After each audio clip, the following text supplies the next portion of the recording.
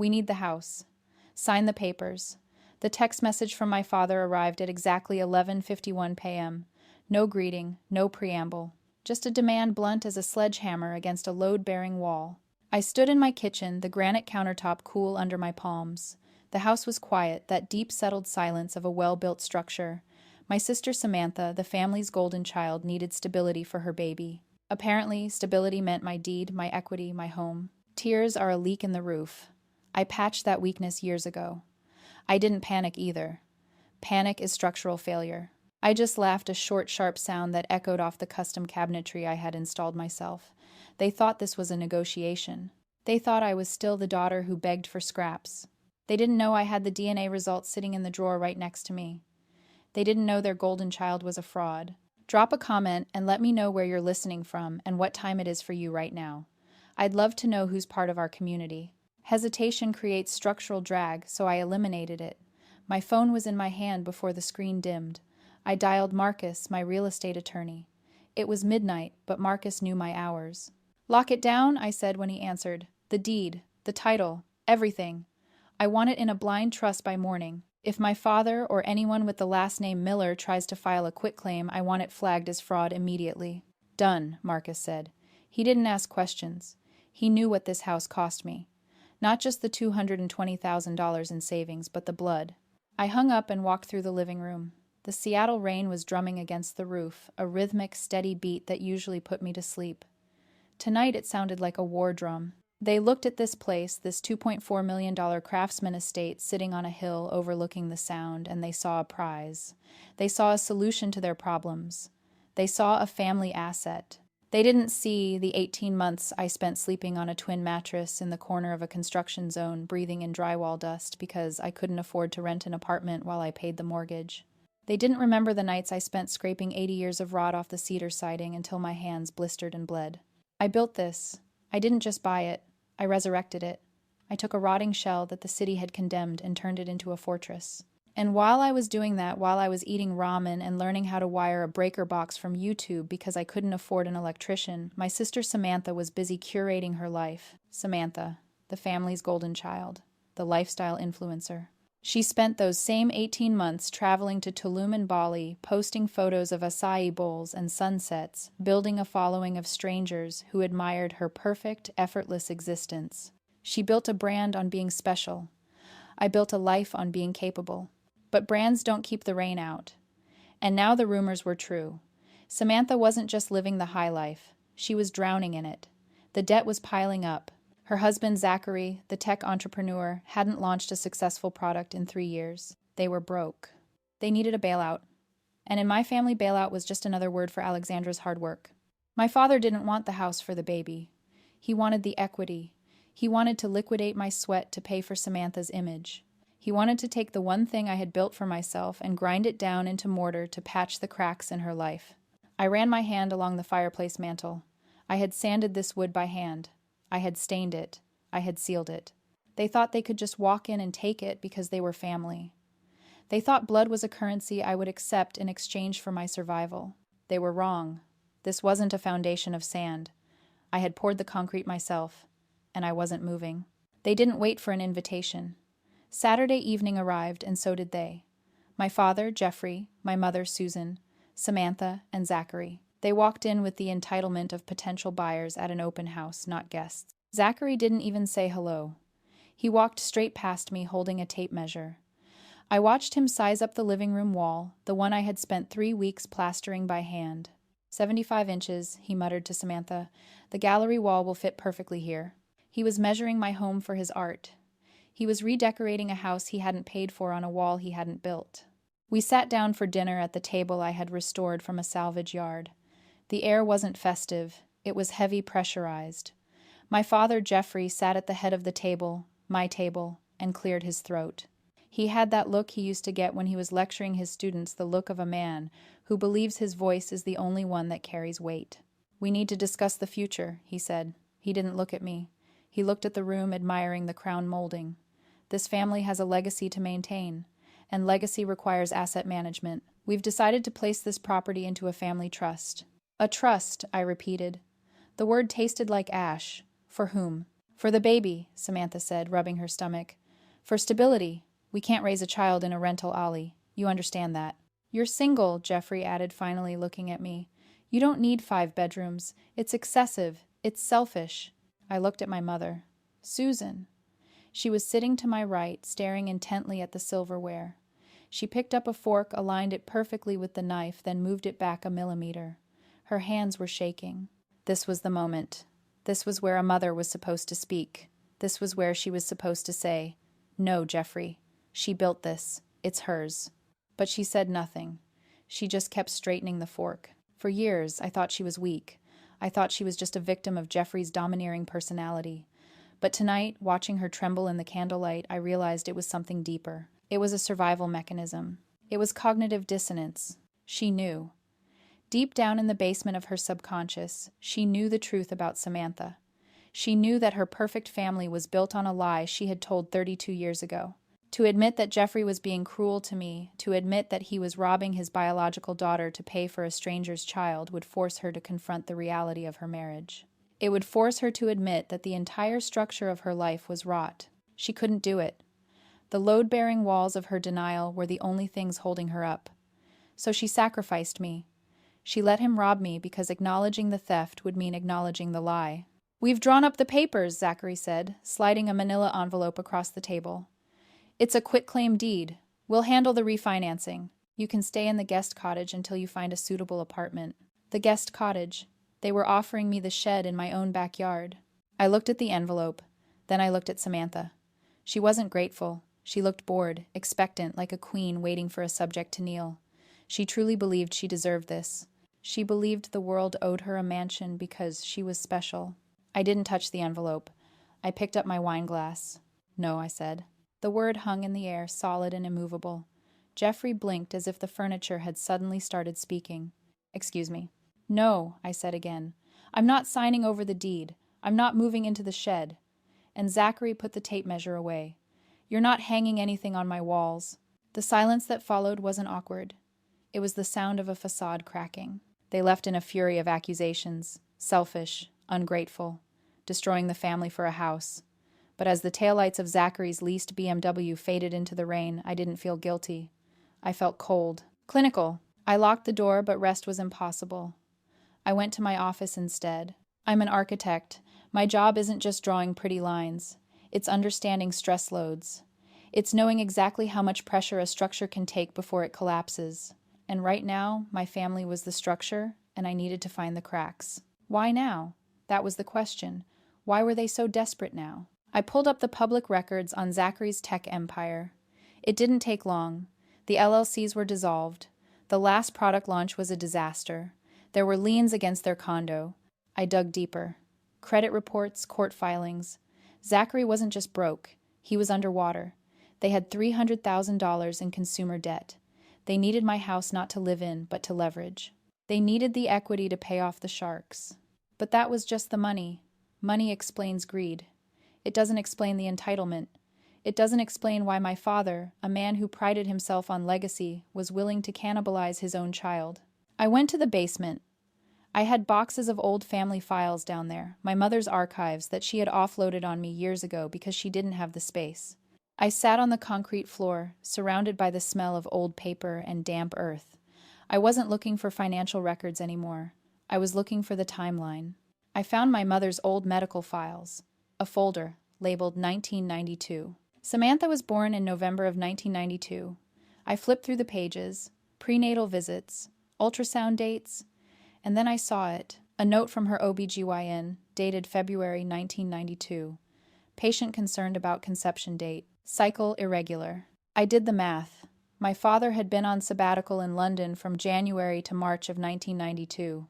He wasn't even in the country when Samantha was conceived. The rain hammered against the windows, a relentless drowning sound.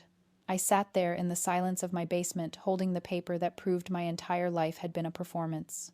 Jeffrey had spent 32 years overcompensating. He had spent 3 decades trying to love a child that wasn't his, trying to prove to himself and to the world that he was a good father, that his family was perfect.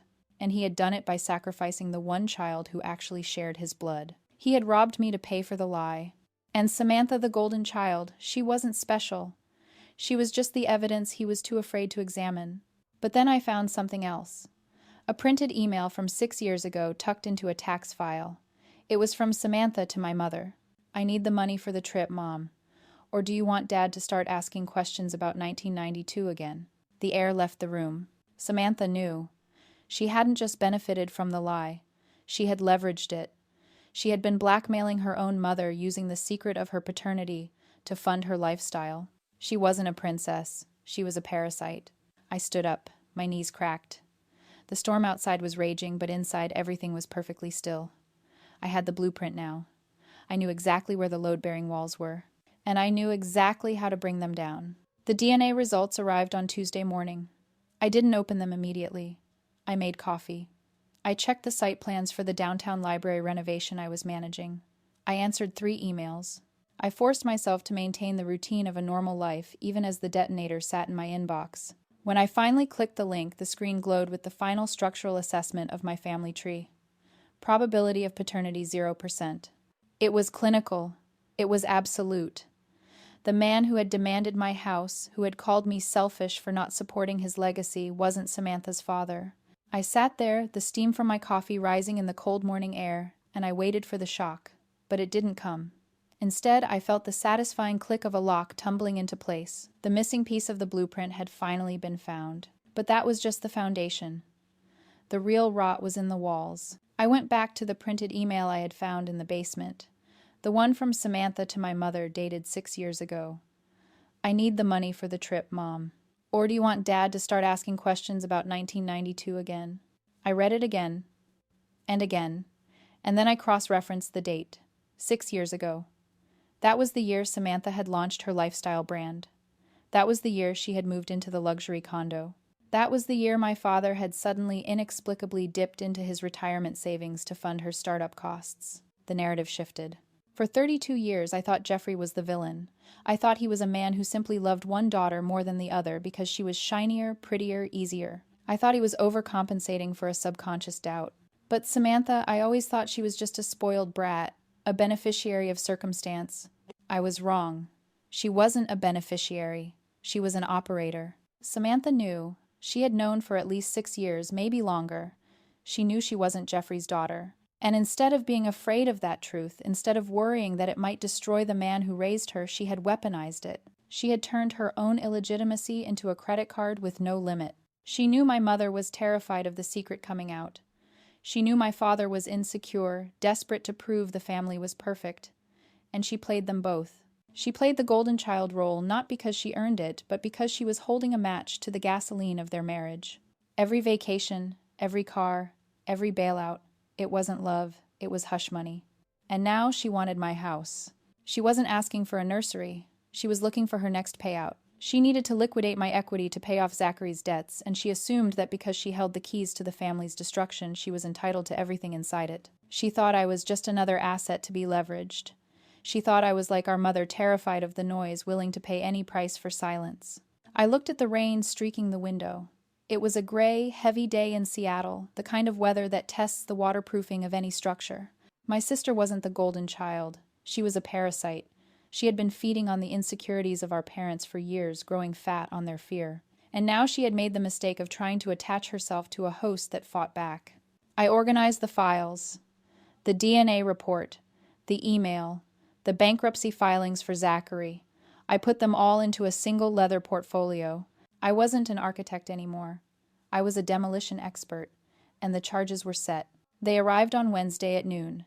My father, Jeffrey, my mother, Susan, Samantha, and Zachary. They brought a notary public, a small, nervous-looking man named Carl, who clearly had no idea he was walking into a demolition site.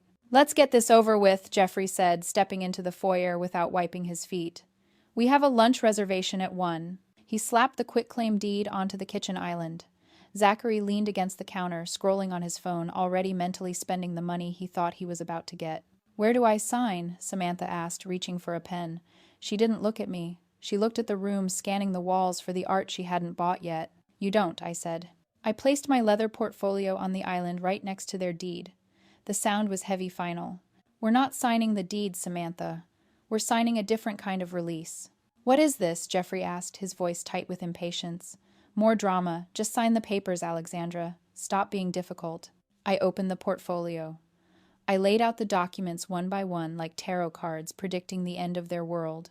First, the bankruptcy filings for Zachary. 300,000 in debt, I said. Liens against your condo. Failed product launches. You don't need a nursery, Zachary. You need a bailout.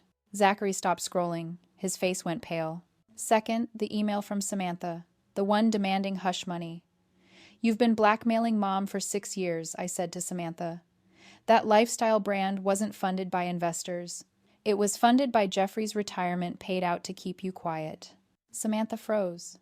Her hand, which had been reaching for the pen, retracted as if the granite had turned to magma. And then the final card, the DNA report. And here's why I said. I slid the paper toward Jeffrey. Probability of paternity, 0%. The silence in the room was absolute. It was heavier than concrete. It pressed against the windows, against our chests. Jeffrey stared at the paper. He didn't explode. He didn't yell. He just deflated. 32 years of posturing, of overcompensating, of trying to be the perfect father to the perfect daughter, it all evaporated. He looked at Susan. You knew, he whispered. Susan didn't answer. She was weeping, silent, shaking tears that finally acknowledged the rot at the center of her life. But Samantha didn't cry. She stood up, her face twisted, not in grief, but in rage. She slammed her hand onto the counter. This is mine, she screamed. I deserve this. You think a piece of paper changes anything. I am the one who made this family look good. I am the one who gave us status. You're just the builder, Alexandra. You're nothing. She wasn't hurt. She was furious. Her scream wasn't sound. It was the frequency of a bridge snapping under too much weight. It wasn't heartbreak. It was a narcissistic injury. Her entire reality, the carefully curated belief that she was special, that she was the princess who deserved the castle, was being shattered.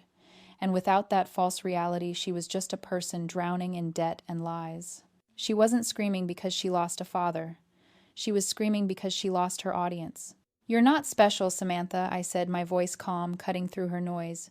You're just expensive. I turned to Jeffrey. He was slumped over the island, a man whose legacy had just been revealed as a forgery. Get out of my house, I said. All of you. Take your notary. Take your debt. Take your lies. This structure is sound. You're the ones who are condemned. Samantha tried to lunge at me, but Zachary held her back, his eyes wide, with the realization that the money train had just derailed. They left. It wasn't a dignified exit. It was a retreat, a scrambling, desperate evacuation from a reality they could no longer occupy. I locked the door behind them. The click of the deadbolt was the loudest sound I had ever heard. The silence after they left was profound. It wasn't the empty silence of abandonment. It was the peaceful silence of a storm that had finally passed. Jeffrey called me 3 days later. He didn't ask for the house. He didn't ask for forgiveness. He just sounded old. I'm sorry, he said. I sacrificed the wrong daughter. I didn't tell him it was okay. It wasn't. But I listened. And then I hung up. Susan moved out a week later. The cognitive dissonance had finally shattered, and she couldn't live in the wreckage. She's staying with her sister now, figuring out who she is without the lie. Samantha and Zachary, they lost their condo. The last I heard, they were living in a rental in Bellevue, posting photos of downsizing for clarity. She still hasn't spoken to me. I don't expect she ever will. Her reality requires an audience, and I'm no longer buying a ticket. I stood on my porch this morning, coffee in hand, watching the fog lift off the sound. The house was quiet. My house. For years, I thought I was building this place to prove I was worthy, to prove I was good enough. But standing there feeling the solid wood beneath my feet, I realized the truth. I wasn't building a monument to my worth. I was building a sanctuary for my peace. Being the black sheep, the outsider, the one on the edge, it hurts. It feels like you're freezing while everyone else is inside by the fire. But here's the secret they don't tell you. If you are the one on the edge, it means you have the best view of the exit. It means you are the first one free when the house catches fire. You don't need their approval to build a life that stands up. You just need your own 2 hands, a solid foundation, and the courage to lock the door. If you've ever had to build your own foundation while everyone else tried to tear it down, hit that like button and subscribe. Share this story with someone who needs to know they aren't alone.